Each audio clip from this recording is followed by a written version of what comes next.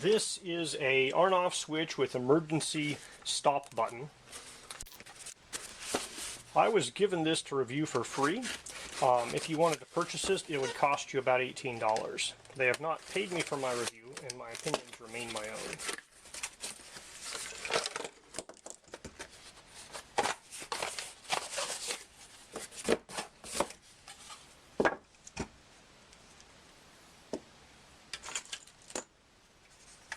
Alright, so we have 3 separate switches here, and according to the listing, these guys are rated at 440 volts at 10 amps. So if you're using it at a 120 volt outlet, you're only getting 10 amps through this, but it has a back place here, and it has a little gasket there, so it's up to you to wire this yourself to whatever device you're using it for control. They include 4 screws as cable gland, so you can route a cable out through this thing. I'm not going to say it's waterproof, but it's definitely somewhat water resistant in that it has this gasket here. I don't know too much about how the switches are set up, but you basically have 2 switches for stop and go, generally red and green, and then you have this emergency switch here. You hit that thing, it basically disconnects things, and to release it you have to turn it to pop it back out. So it is up to you to wire these in such a way that when the emergency stop is pushed, whatever you're controlling has its power cut off, and then you can use these guys for either 2 different controls, or you can wire them up to the same machine, left, right, up, down, something like that. These 2 switches here are momentary switches, but they have either momentarily connected or momentarily disconnected, and so essentially there's a normally open or a normally closed side of the switches, and they're completely independent. You can choose to use one or both independently. So here is the normally open side. When you push the switch and hold it, it will be connected. And then here is the normally closed side, and so it is closed until you push the switch, and when you push the switch and hold it, it'll be turned off. When you let go of the switch, it turns back on. This button works exactly the same way. This guy is the only latching switch, and so when it's in the up unpushed position, you have one side here that is not connected and the other side which is connected. So typically you'd run your power through that side, and then when somebody pushes this switch, the power would get interrupted, and it would stay interrupted until it gets rotated out, and then the other side here is gone there. So if you have a data line that shuts everything down, you'd hook your data line up here and it would stay connected until somebody twisted and let this thing out. So it didn't come with any instructions.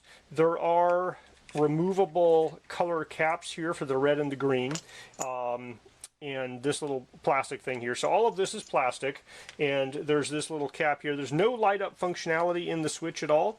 It doesn't appear that there's a way to put it in, so there's this little cap here, but there's no way to put a light in there.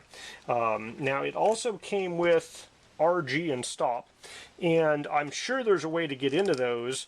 It looks kind of like it's a little clip-on thing here. I didn't want to stick a screwdriver and pop it in case I'm breaking it.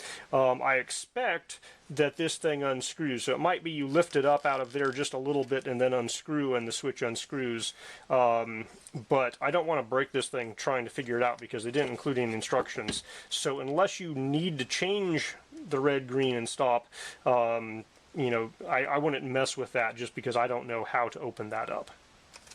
So, plastic case, if you pinch on it, it bends in, but I expect when it's connected into the box, the top part here bends a little bit less. I expect when you have this thing sealed through there with all the screws in it, it's not going to flex much. It's not metal, it's plastic. That means it's non-conductive, it's not going to rust. I don't know how waterproof these switches are. They don't look super waterproof. This thing goes in there, and then this cover here screws on, and then this thing screws on here. It looks like water could get inside of that. So I don't really think this is outdoor rated. It has a knockout point here. You could do a second knockout point. They have one already knocked out for you there, and they include this cable gland for you. It looks like this might just be a plug to plug this hole as opposed to part of the cable gland. I'm not sure. As I said, no instructions provided. It does look like maybe that's just to fit this hole, that, you know, it doesn't fit super well. So I expect most people would be using this. Maybe that's supposed to be a washer and you knock the whole thing out. I don't know what it is. Put this thing in here, put that thing on there. It's all plastic construction. And I don't have anything against plastic. It's, you know, non-conductive and it's not going to rust, so there's something to be said about that. So if your cable is between that size and that size, it'll get pinched in that gland okay, but I don't think any of this is waterproof. I'm going to just say this is indoor use only, not really waterproof. If you use it outdoors, you'd have to have it in a box or in a covering or something. But at the price point, it's not bad. You know, it has a couple of switches. You can have something go up and down and stop emergency. You know, if you just need a little handheld control box, you know, at this price point, it's less than 20 bucks. You know what you're getting. It's not the top of the line material here, but it should probably work pretty well.